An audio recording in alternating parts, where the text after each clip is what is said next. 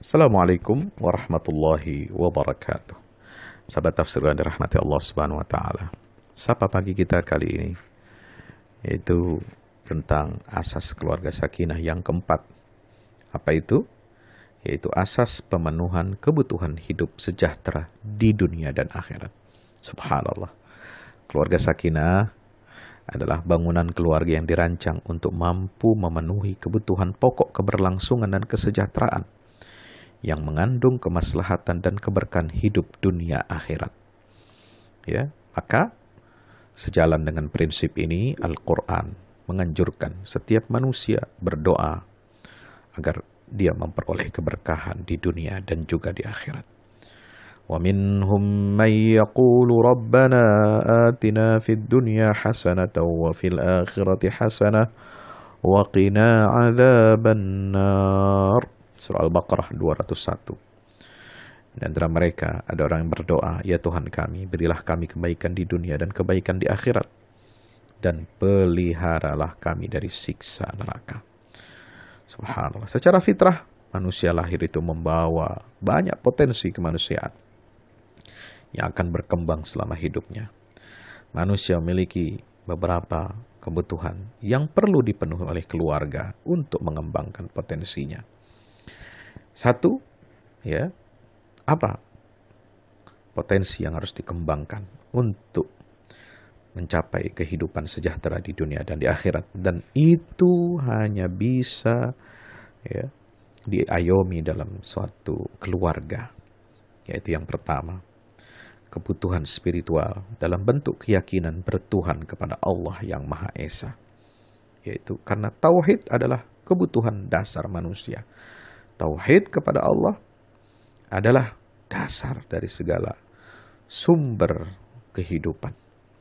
Yaitu kebutuhan untuk mencari, mendekat, dan berlindung kepada Allah Subhanahu wa taala. Ya.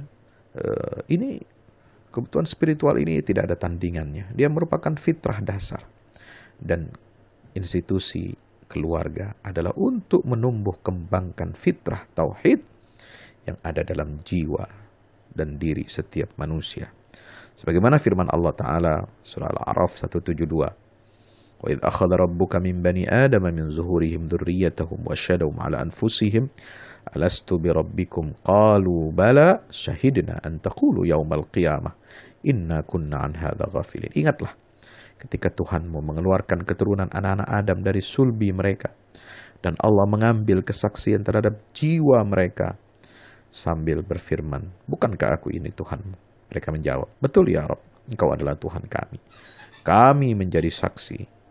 Kami lakukan yang demikian itu agar di hari kiamat kamu tidak mengatakan, sesungguhnya kami, yaitu Bani Adam, adalah orang-orang yang lengah terhadap hal ini. Demikian pula surah Ar-Rum 30.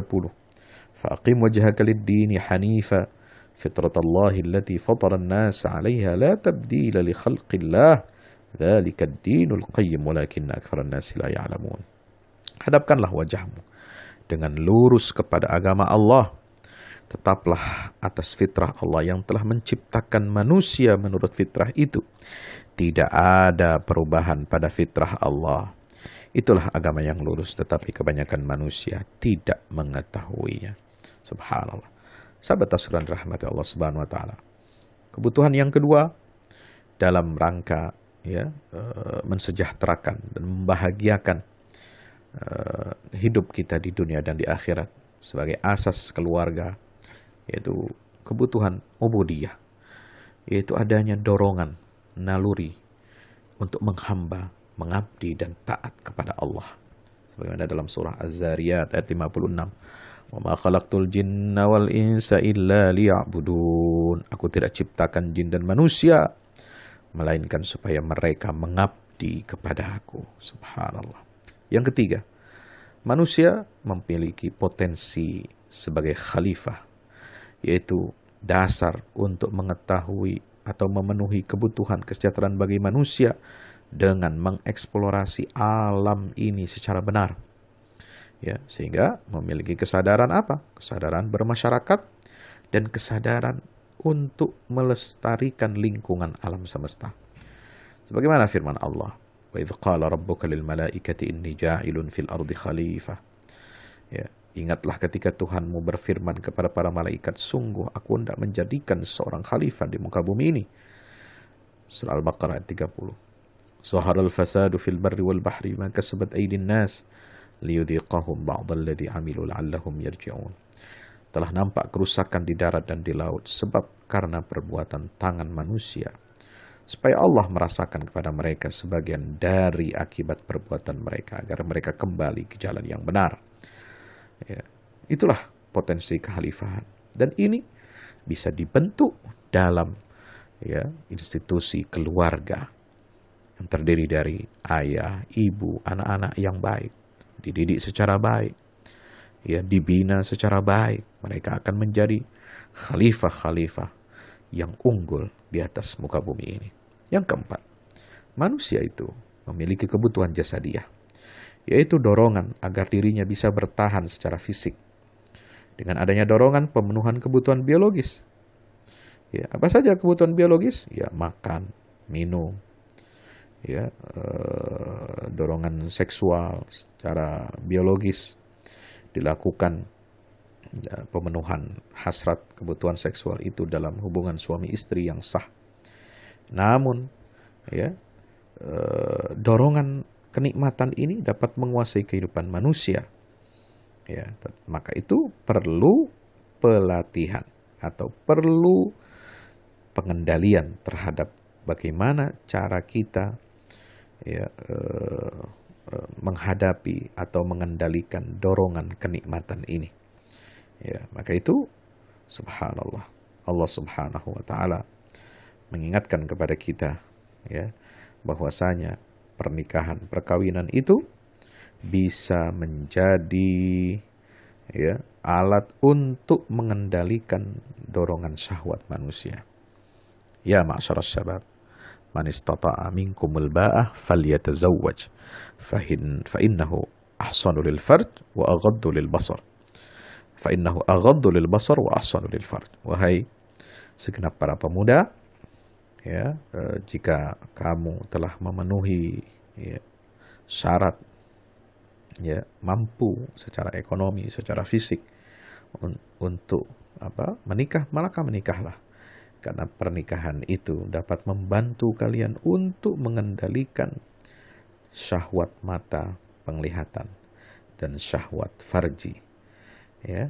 Atau kelamin, untuk menyalurkan hasrat seksual. Siapa yang belum mampu, faman lam yastati' fa'alaihi bis-shaum, maka hendaklah dia berpuasa.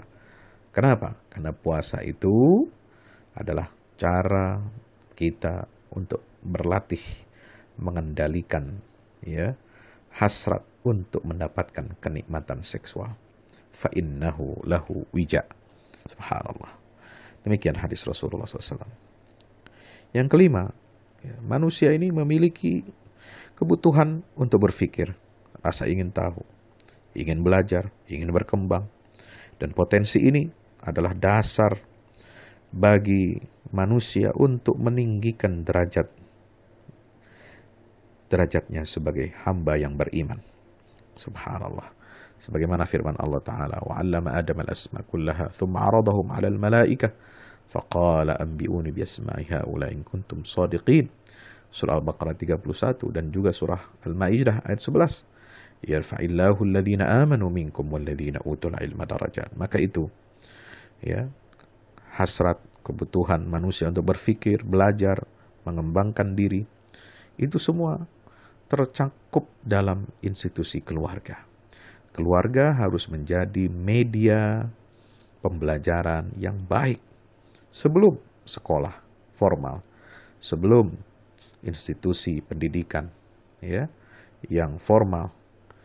Maka pendidikan di keluarga itu harus menjadi katalisator, harus menjadi mediator, harus menjadi yang mampu melejitkan potensi anak-anak kita.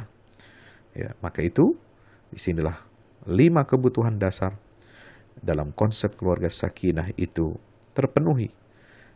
Karena apa? Karena asas kita adalah untuk mendapatkan kesejahteraan hidup di dunia dan hidup nanti di akhirat. Mencakup apa? Kebutuhan spiritual, kebutuhan pendidikan, ekonomi, hubungan sosial, kesehatan, dan pengelolaan lingkungan hidup. Subhanallah. Masya Allah. Semua dimulai dari keluarga. Keluarga yang baik akan melahirkan insan-insan yang baik, yang akan menjadi pemakmur, menjadi khalifah di atas muka bumi ini, sesuai dengan arahan dari Allah Subhanahu wa taala. Wallahu a'lam bishawab. Wassalamualaikum warahmatullahi wabarakatuh.